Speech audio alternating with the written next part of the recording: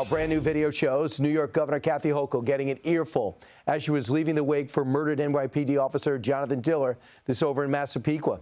A source tells me this happened moments after Hochul refused to abide by the family's wishes. They would do an open casting viewing, and she did not want to wait on the outside.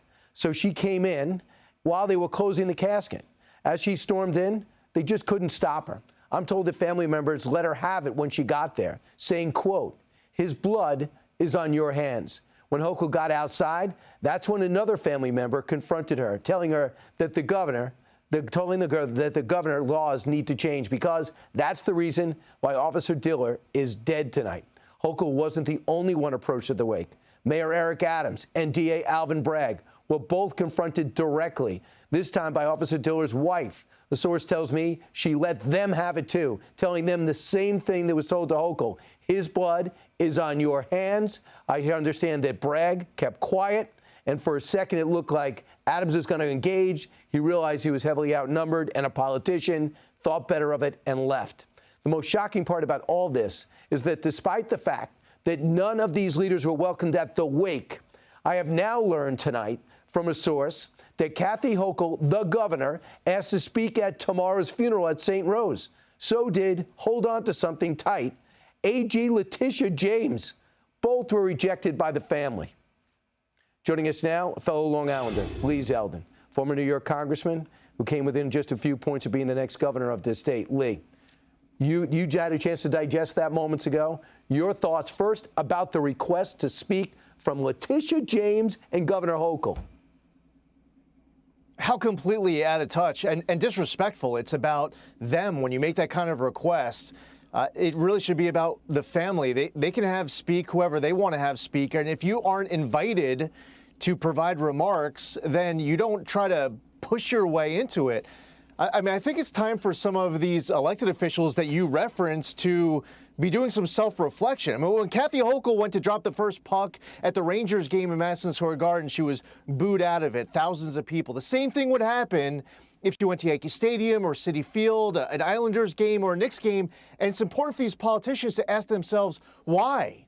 The reason why they're getting this type of response is because, take Kathy Hochul, it's maybe because she won't fire Alvin Bragg, the Manhattan DA who refuses to enforce the law. They just enacted a new congestion pricing, making it more expensive to drive into the city when New Yorkers are struggling to make ends meet. Kathy Hochul refuses to give judges discretion to weigh dangerousness when setting bail. New Yorkers are hitting their breaking point and about to flee, and the people who are in charge, these elected officials, aren't actually making life in New York any better. So now you confront that problem with the raw emotion of a family who just lost their loved one, and the last thing in the world that they want are any of these Democratic politicians to try to grandstand selflessly for their own good. And the reason why you almost won, Lee, there's many reasons, but it was because of crime. And she was late to the party to suddenly act tough on crime. Now they're trying to walk back some of their bail reforms, and the left-wing legislatures in Albany, and it's very similar to other states around the country, they don't want to hear of it. They say tough penalties don't deter crime. What are you, idiot? You idiots? If these people commit a crime and go to jail, they can't commit another. I don't care about their rehab. Here's what President Trump said to me yesterday about what it was like inside the Massapequa funeral home. Stephanie's incredible, and they wanted me to be there, and I wanted to be there, and I came in from Florida, and what a family, the Diller family, and they lost a hero, really. I mean, just a hero. They're devastated. The family is devastated. The police force is devastated. The whole country feels this way, and it's happening more and more, and it's really a lack of respect for law and order, and we have to have law and order back in our country, and we're going to, because this can't happen. This was a brutal murder. Lee, you know what they're doing? I believe they're trying to take law and order and showing up at these funerals and acting like they're tough on crime because they're desperate for November. They knew they were going to get blasted, probably to a degree because of their stance. And they did it anyway and they wanted to speak at the funeral because they want to act like they're tough on crime.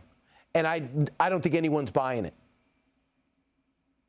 No, absolutely not, especially not in Massapequa. You know Massapequa better than anyone, not on Long Island.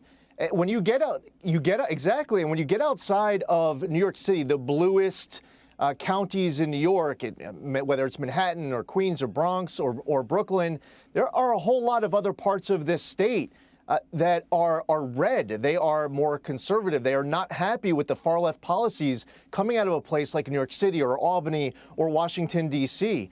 I was in the room when President Trump was there yesterday, and I have to tell you that the photos that are coming out, they don't tell the story. Even President Trump reflecting just now, I got to tell you, it was 100 times more powerful than that. The grandmother running up, asking President Trump if she can hug him, and the embrace, and President Trump kissing the one-year-old baby and just being consoled by the family, consoling each of them. It was so powerful of a moment. And I got to tell you, this family is going through a lot right now, and now is just a time to be respecting them first and foremost. Mm-hmm. And when there comes a time after this, if you really want to honor the memory of this NYPD officer, then do something to fight for all the other NYPD officers and the other law enforcement who are on the streets right now. The people who you are stabbing them in the back with your policies, if you want to honor Officer Diller, then do your job actually protecting law-abiding New Yorkers instead of criminals. Yeah, but they want to empty Rikers Island. They don't want to put anyone in there. They want to crack down on President Trump and Danny Penny, the Marine who saved everyone on that subway car. It is insane. And that's why Alvin Bragg was blasted, and all the others were too. Lee Zeldin, you get it. I appreciate it. I look forward to seeing you at the funeral tomorrow. Hey, Sean Hannity here. Hey, click here to subscribe to Fox News YouTube page and catch our hottest interviews and most compelling analysis. You will not get it anywhere else.